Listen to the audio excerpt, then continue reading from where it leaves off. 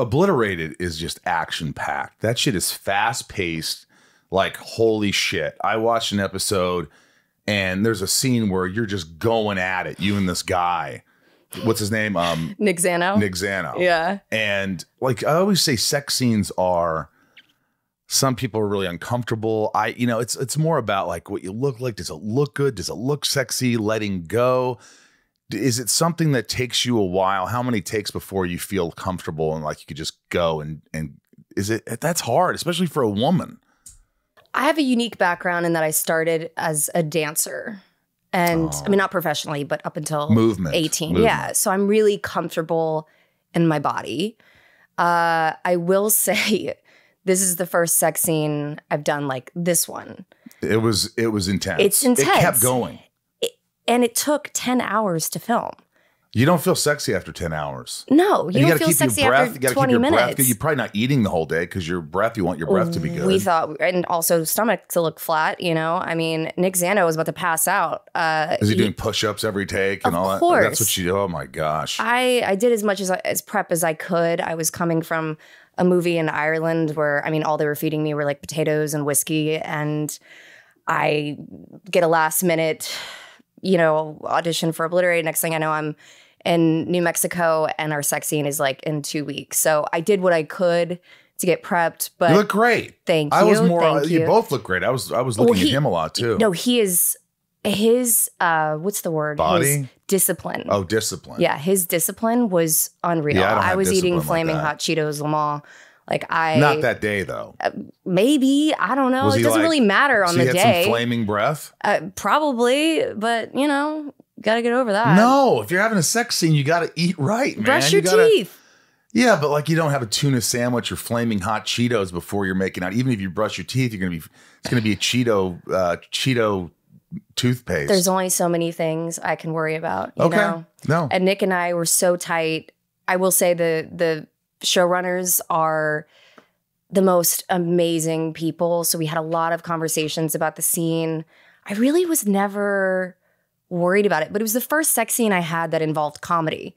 So that part made it fun. Yeah, because it was really funny. Yeah, and so we were like, rehearsing and we found things on the day. Like there were, a lot of props that we used. And there's actually a funny story with the intimacy coordinator. There's an intimacy coordinator now? Of course. I didn't have that. I'm so sorry. I would have loved to have someone teach me how to have sex. No, exactly. So I originally thought that they were just there to make you feel safe. But Christine is her name. She is the first intimacy coordinator that I've worked with that contributed creatively. Let's put it that way. Right. She basically comes up to me at one point and she's like, and she looks like your Aunt Darlene, from the Midwest. Right. And she's just like, Shelley, listen, the way that you're him, it's just not reading. And I went, before, and I got really defensive. She's like, I believe you. But on screen. But on camera, it's just, long story short, we had to have this very awkward conversation about what was wrong. And it was the movement. So her concern was that I was making him his character look small. So we had to adjust the physicality to, have a different result. We have weird jobs, very, very weird jobs. Weird. And I mean, it's all about, does it look good? But like at some point you just got to sort of let go. You let go and you have to forget about it and try to, and also, obviously we have significant others. I'm sure you have a boyfriend. You have a boyfriend. Yeah. We talked about it. I did not during this. Oh, you didn't? Well, and but the boyfriend has had to see this like 3 times. Right. You don't do that with me.